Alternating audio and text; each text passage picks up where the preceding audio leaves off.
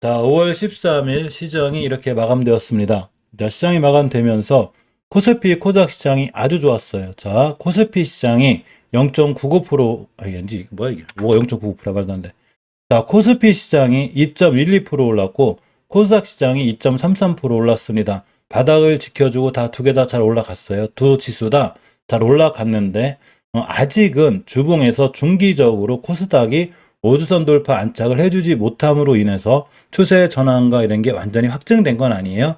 확정된 건 아니지만 상황은 굉장히 좋은 거예요. 자, 운칠님 어서 오세요. 고맙습니다. 자주 오세요, 운칠님. 댓글도 많이 달아주시고요. 자, 코스피 시장도 역시나 바닥을 찍고 돌아섰는데 이게 바닥일지 아닐지 우리는 모르는 거예요. 주식은 함부로 바닥을 단언한다거나 이렇게 하시면 안 돼요. 우리가 바닥을 단언할 때는 주봉에서 중기적으로 추세 전환과 턴을 확인한 다음에 이렇게 보니까 아, 여기가 바닥이었었구나 이렇게 생각하는 거지 함부로 바닥을 단언할 수는 없습니다. 근데 제가 여기서 뭐 좀 재밌는 얘기를 하나 해드리려고 그래요. 일단 우리가 세계적인 시장 상황과 함께 한번 훑어보고 왜 우리가 주식을 너무 무서워하지 않아야 되는지 또 지수가 급락했을 때 우리는 어떤 종목을 사야 되는지가 굉장히 중요하기 때문에 이거에 대해서 제가 한번 알려드릴게요. 처음처럼 어서 오세요. 자, 해나라님 어서 오세요. 이 얘기는 제가 정답을 맞출 수 있는 사람은 아니에요. 은영님 어서 오세요. 단지 제가 아는 건 뭐냐면 아, 시장은 이렇게 대응하니까 내가 리스크 관리가 되고 내 계좌가 그래도 단단하게 운영되는구나 이런 걸 알기 때문에 만약 제 생각이 같이 이렇게 좀 공유가 된다면 이렇게 한번 생각해 보는 것도 공감이 된다면 생각해 보는 것도 어떨까 말씀드려 봅니다. 여리잡님 어서 오세요. 일단 우리가 주식을 안 하면 별로 세계 경제를 걱정 안 해도 되는데 우리가 또 주식하는 사람들이기 때문에 그죠? 당연히 세계 경제를 걱정해야죠. 자, 러시아가 우크라이나 영토를 국제 조약을 통해서 좀 편입을 하고 싶다 뭐 이런 가능성을 좀 내비쳤어요. 어차피 이게 이제 하루 이틀 일어나는 리스크가 아니기 때문에 괜찮아요. 근데 이제 러시아가 약간 좀 당황한 게 우크라이나 침공해서 이제 핀란드나 스웨덴이 원래 이제 그 나토나 이런 데 가입 국가가 아니죠. 거꾸로 이제 가입하려고 하는 움직임이 있다 보니까 뭐 이렇게 확전에 대한 얘기도 좀 나와요. 근데 사실은 확전이 좀 쉽진 않을 것 같은데 이제 시장에 더 이상 큰 리스크라기보다는 조금 이렇게 어떤 리스크가 될 수 있는 이런 상황이 되죠. 일단 시장의 리스크는 좀씩 있는 거예요. 전쟁이 확전이 되면 어쨌거나 리스크는 있어요.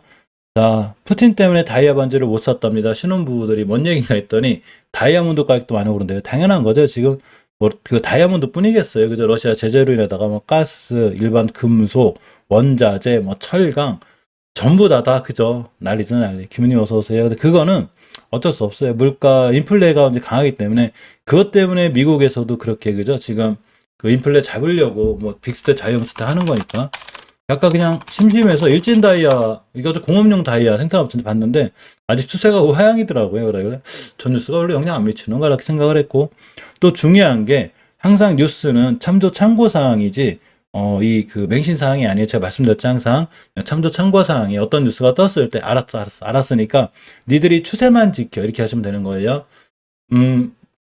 게임스탑이 미국에 30% 가까이 올라갔었는가 봐요. 그런데 밈주식 뭐 예전에 밈주식 가면 대단했죠. 엄청 올라갔어요. 막 미국 밈주식 가면 다 날아다녔는데 자, 밀농사를 좀 망쳤답니다. 그래서 식품에 좀 영향을 주나 했더니 식품주들도 오늘 뭐 크게 변화가 없던 것 같아요. 그죠? 변화가 없고 일단 볼게요.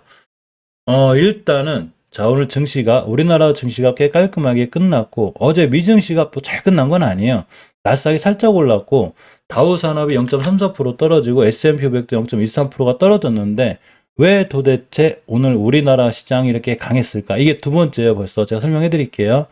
자, 우리는 환율을 잘 볼 필요가 있어요. 여기서 우리가 환율 공부하시는 분들 많이 계시죠. 그래서 환율을 또 너무 어렵게 생각할 필요 없어요. 저는 이 주식도 쉽게 하지만 환율 이런 거 이해도 아주 쉽게 해요. 자, 모든 이 주식 투자라든 모든 투자자들은 뭘 잘해야 되냐면 상황 판단을 굉장히 잘해야 돼요.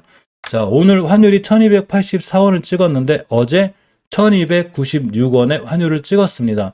자, 우리가 가만히 과거와 역사를 생각해 볼게요. 제가 항상 그 영상 처음 시작할 때 말씀을 드리는데 이게 왜 중요하냐면 우리가 시장을 너무 이렇게 무서워하지 않아도 된다는 얘기예요.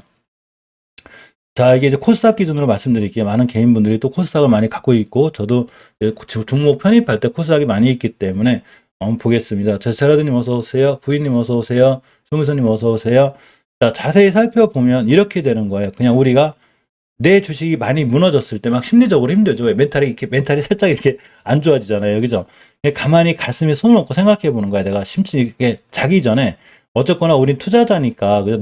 피 같은 자산을 잃으면 안 되잖아. 내가 어떻게 번 돈인데 이거 시장의 돈을 잃을 수가 있어. 그죠? 가슴에 손을 얹고 가만히 생각해 보는 거야. 과연 주식 시장이 없어질까요? 이게? 물론 주식 시장은 안 없어지지만 상장 폐지되는 종목은 생겨요. 그죠?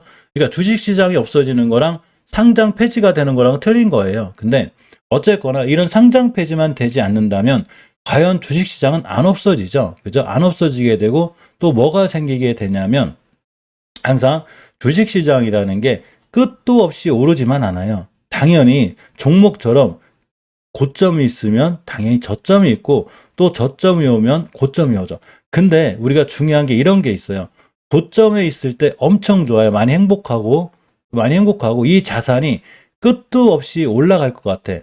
그죠? 막 그렇잖아요. 그러니까 우리나라 코스닥이 1065포인트 찍었을 때 우리는 뭔 생각을 하냐면 항상 미래에서 밝은 것만 보게 돼요. 밝은 것만. 야, 드디어 막 1200포인트 넘어갈 것 같고 1300포인트 넘어갈 것 같고 막 좋은 뉴스는 계속 나오고 또 하나가 이제 코스피가 막 그 3000을 넘어가니까 이제 앞으로 3500의 시대가 온다. 막 그죠?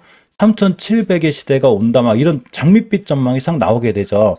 뭐 이게 나쁜 건 아니고 그럴 수도 있는 거니까. 근데 결국 지수라는 것도 종목하고 똑같이 고점을 찍게 되고 조정이 들어오게 되죠.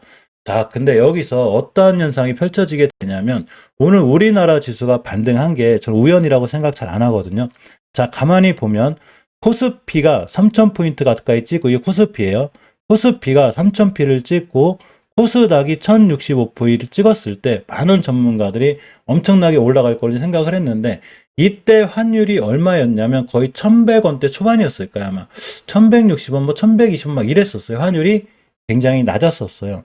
낮았는데 이 환율이 언제 1295원의 최고점을 찍었냐면 바로 코로나가 터지면서 시장이 전 세계적으로 급락을 했어요. 그죠?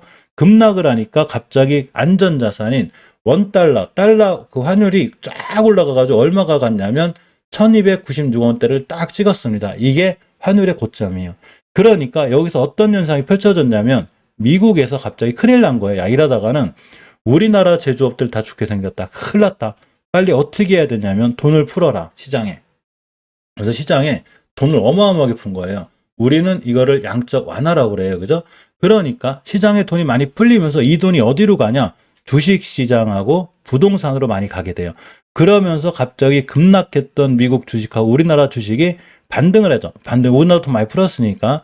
그러면서 쫙 올라갔어요. 그죠? 쫙 올라가면서 갑자기 3000피를 넘어가게 되고, 그러고 1060피를 넘어가게 돼요. 코스닥이.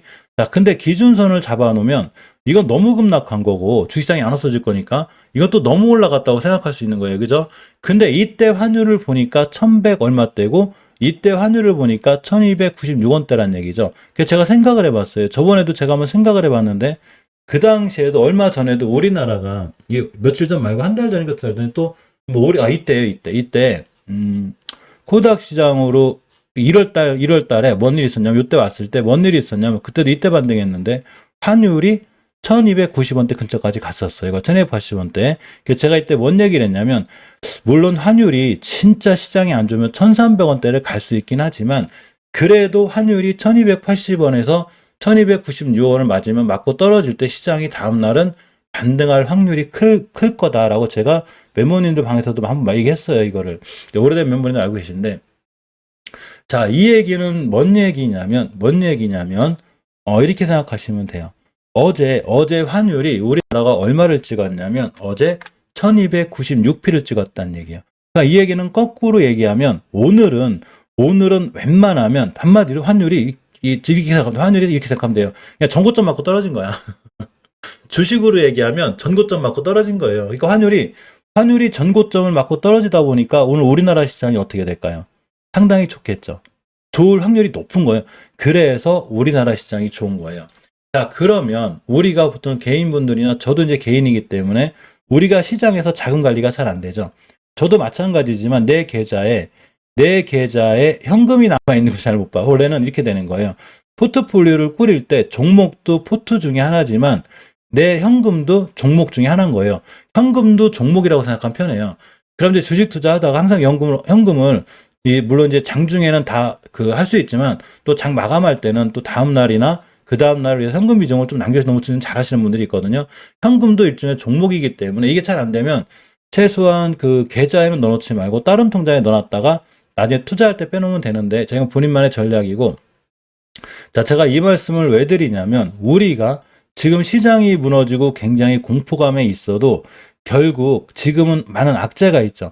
근데 환율이 물론 1300피를 넘을 수도 있긴 하지만 이렇게까지 넘어가기 힘들다고 보면, 자, 거꾸로 생각하시면 돼요.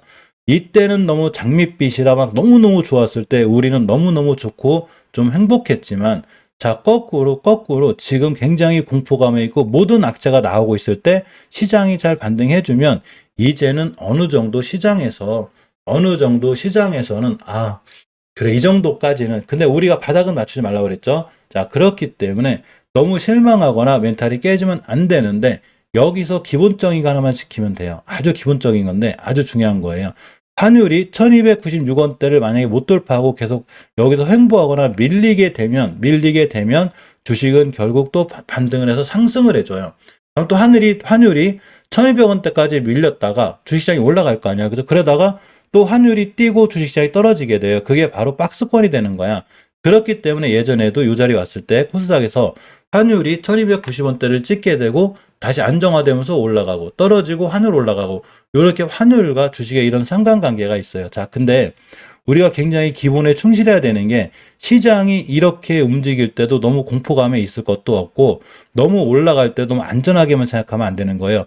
첫째도 리스크, 둘째도 리스크 관리가 첫 번째이기 때문에 현금의 필요성을 반드시 갖고 계셔야 되고, 자, 또 하나가 시장이 급락장을 맞이하던 상승장을 맞이하던 아무 상관없이 최소한 내가 사고자 하는 주식은 반드시 추세가 우상향에 있어야 돼요.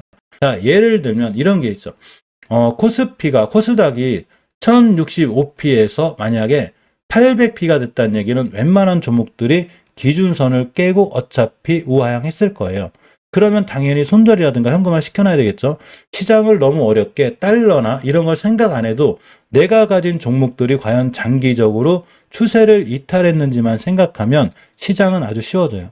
자, 결론을 내리겠습니다. 제가 내린 결론은 이런 거예요. 물론 러시아가 또 확전시키고 막 이래가지고 달러가 1300원을 찍을 수는 있을지 몰라도 이때가 되면 주식시장은 단기적인 바닥일 확률이 커요. 그리고 거꾸로 1200원대 초반이 되면 역시나 이거는 약간은 지금 이 박스권 상단일 확률이 높아. 그래서 제가 드리고 싶은 건 달러를 이렇게 이해하는 게 제일 좋아요.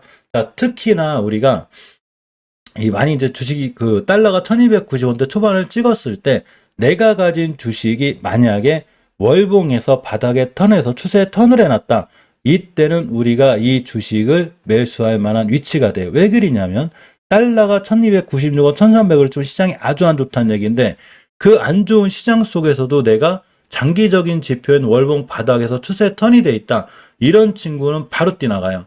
이걸 보여준 게 오늘의 전기주예요. 전기주이고, 그러고 전기차 관련주들 지금 이렇게 생각하실 거예요.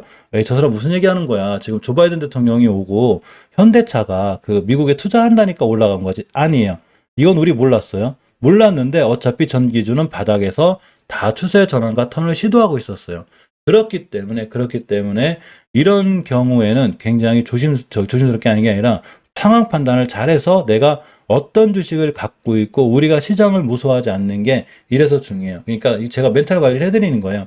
막 떨어지면 너무 무서워하지 말고 손절할 거 딱딱 손절하고 현금화 시킬 거 딱딱 현금해 놓고 단단하게 운영하다 보면 시장이 살아날 때 그 정도 복귀는 분명히 다 할 수 있어요.